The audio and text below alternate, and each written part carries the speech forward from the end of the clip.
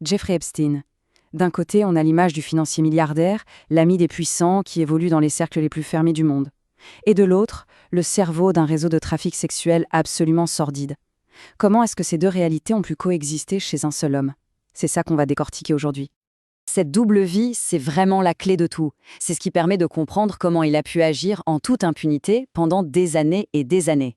Son image publique, impeccablement construite, était en fait son meilleur bouclier. La question qui se pose et qui est au cœur de toute cette affaire, c'est comment un réseau pareil a-t-il pu exister et même prospérer pendant des décennies? Pour trouver la réponse, il faut remonter à la source.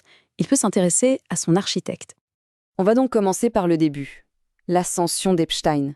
Parce que pour comprendre comment le réseau a pu fonctionner, il faut d'abord comprendre qui était l'homme qui l'a bâti. Son parcours est, pour le moins, fulgurant et assez mystérieux. Imaginez, il passe de prof de maths charismatique à trader à Wall Street. Puis, après un petit scandale, il monte sa propre boîte de conseil financier. Une structure totalement opaque. Mais le vrai tournant, c'est sa rencontre avec Leslie Wexner, le grand patron de Victoria's Secret.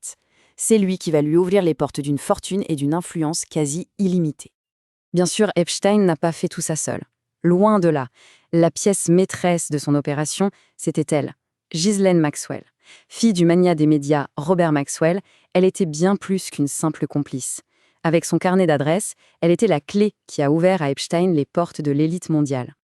Et une fois le pouvoir, l'argent et les relations en place, ce duo a mis sur pied un système d'abus d'une efficacité redoutable. Alors voyons d'un peu plus près la mécanique de ce réseau prédateur. Le système fonctionnait vraiment comme une pyramide. Tout en haut, on a les architectes, Epstein et Maxwell, qui tirent toutes les ficelles. Juste en dessous, il y a les facilitateurs, qui s'occupent de toute la logistique. Et à la base, et c'est là que ça devient particulièrement abject, les victimes elles-mêmes. Elles étaient forcées, sous la menace ou contre de l'argent, de recruter d'autres jeunes filles dans leur entourage. Un cycle d'abus sans fin. Et cette opération était tentaculaire.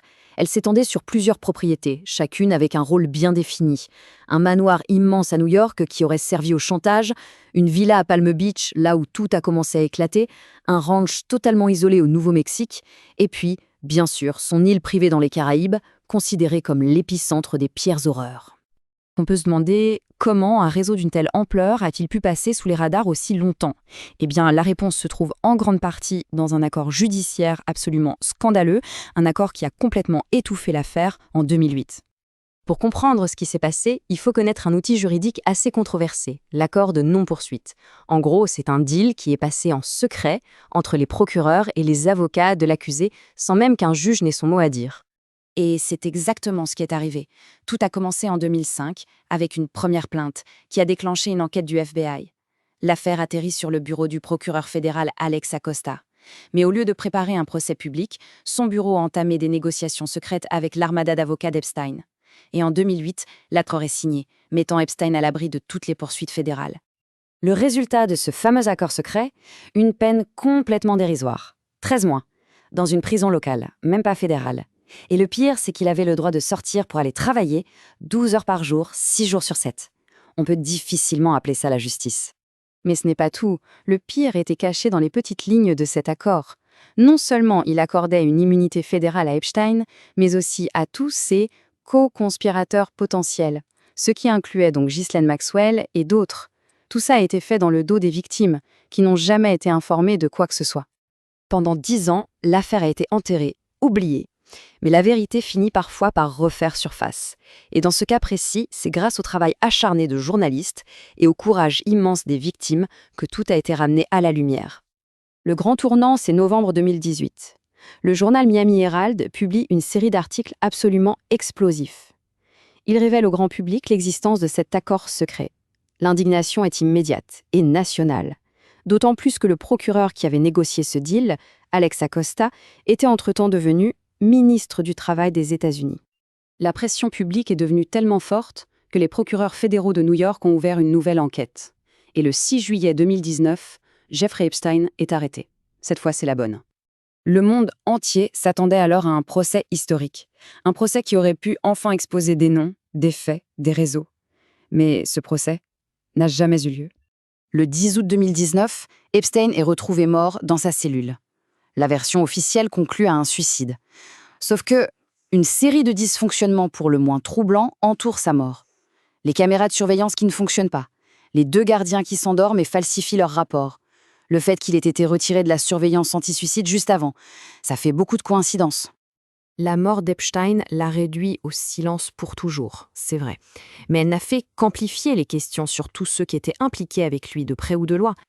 Et ça nous amène à cette fameuse liste. Alors, soyons très clairs. Il n'y a pas de liste de clients officiels qui existerait quelque part. Ce qu'on a, ce sont des documents, comme les journaux de bord de son avion privé ou ses carnets d'adresses, où apparaissent des noms très connus.